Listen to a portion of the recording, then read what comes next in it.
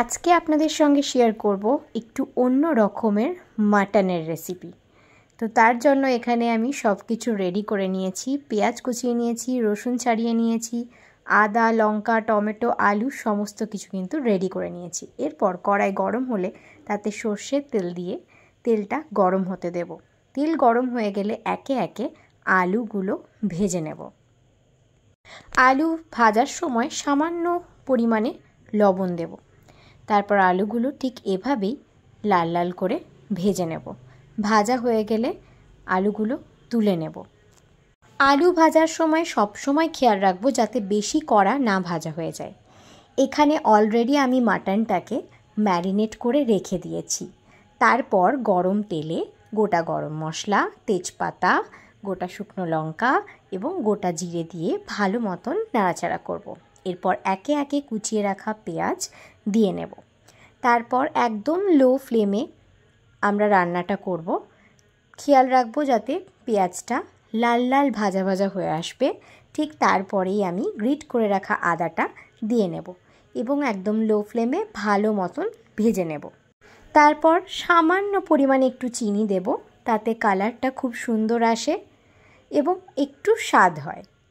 তারপর নাড়াচাড়া করেই ম্যারিনেট করে রাখা মাটনটা দিয়ে নেব। এবার মাটনগুলো ভালো মতন ভাজা ভাজা হয়ে আসলেই আমরা কুচিয়ে রাখা টমেটোটা দিয়ে নেব। সামান্য নাড়াচাড়া করেই আমরা অল্প পরিমাণে কাশ্মীরি লঙ্কার গুঁড়ো দিয়ে নেব যাতে কালারটা আরও সুন্দর হয়।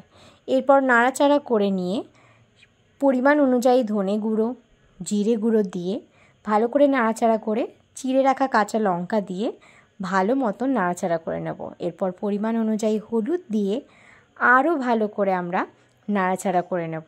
একে একে পরিমাণ অনুযায়ী নুন দেব। অবশ্যই খেয়াল রাখবেন যাতে লো ফ্লেমে সমস্ত রান্নাটা হয়। এরপর মাটন থেকে তেল ছাড়লেই ভেজে রাখা আলুগুলো দিয়ে নেব। সামান্য কষিয়ে নেওয়ার পরেই গোটা রসুনের কোয়া দিয়ে নেব। এর স্বাদ অন্য রকম হয়।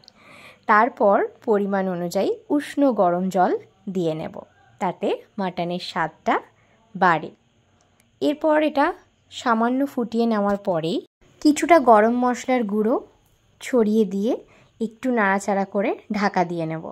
তারপর ঢাকা খুললেই রেডি আমাদের আজকের চটজলদি একটু ভিন্ন স্বাদের মাটন কষা। তো তারপর এখানে গরম গরম সার্ভ করে নিচ্ছি। অসাধারণ স্বাদ হয়েছিল। আপনাদের যদি রেসিপি ভালো লেগে থাকে অবশ্যই আমাকে কমেন্ট করবেন এবং আপনাদেরও যদি অন্য রকম কোনো রেসিপি মাটনের জানা থাকে তো অবশ্যই কিন্তু আমার সঙ্গেও শেয়ার করবেন। প্রত্যেকে ভালো থাকবেন।